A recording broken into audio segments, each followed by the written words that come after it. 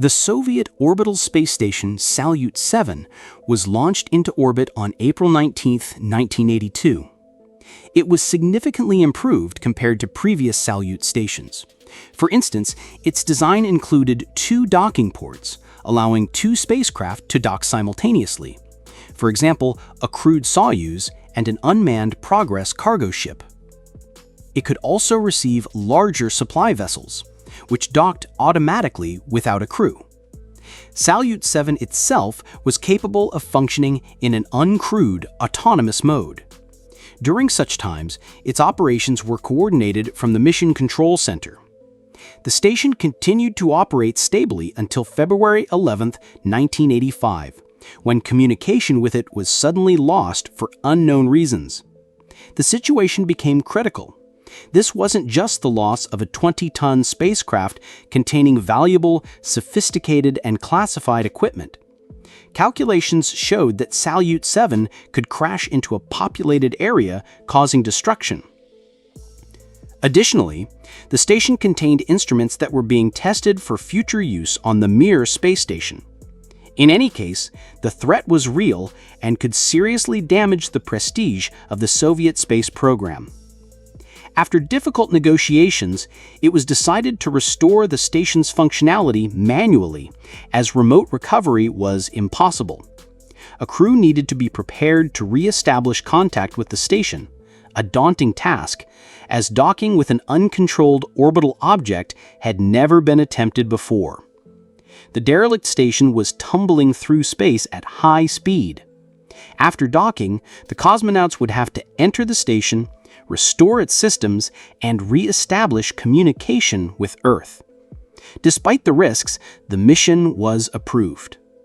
A suitable crew was urgently selected: Viktor Savinik and Vladimir Janubekov, who would serve as flight engineer and commander, respectively. The choice was far from random. In 1981, Savinik had spent 74 days aboard Salyut-6. Janubekov had even more experience. He had previously worked on Salyut-7 and was intimately familiar with its systems and design. Before the mission began, Soviet engineers ran dozens of simulations and contingency drills, some of which failed catastrophically in training. One simulation ended with the Soyuz crashing into the station, highlighting just how risky manual docking with a tumbling object was. Despite these risks, Soviet leadership pressed on. The mission had to succeed.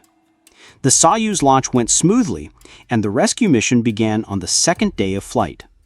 Using data from ground tracking stations, the cosmonauts approached the station to within 10 kilometers. They spotted a small, glowing dot against the blackness of space, Salyut-7, tumbling uncontrollably at 8 kilometers per second.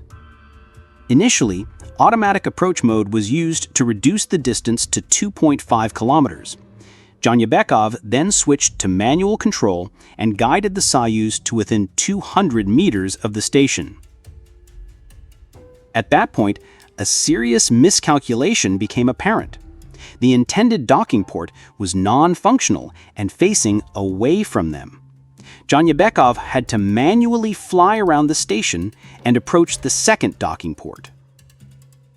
He inched the spacecraft forward with extreme precision.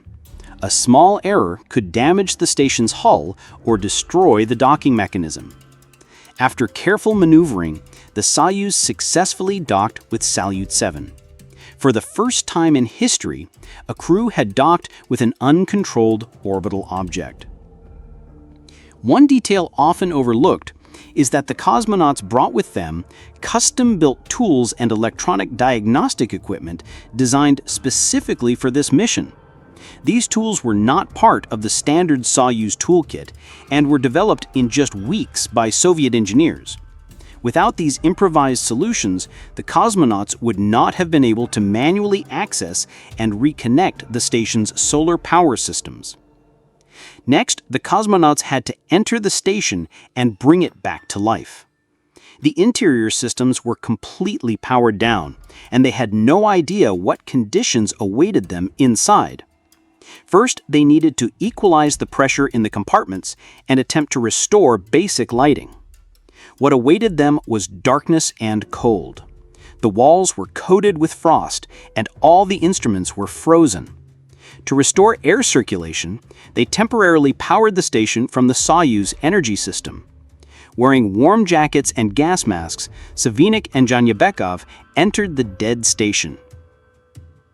Sensor readings confirmed that there was no danger to their health, so they removed their masks. They then attempted to revive the power systems. Of the 8 onboard batteries, only 2 were completely unusable. The rest could potentially be recovered. However, if a short circuit occurred, the entire Soyuz system could be compromised, which would mean certain death for the crew. The decision was made to manually connect to the external solar panels. Working in freezing temperatures, lit only by a flashlight, they connected the 16 cable leads.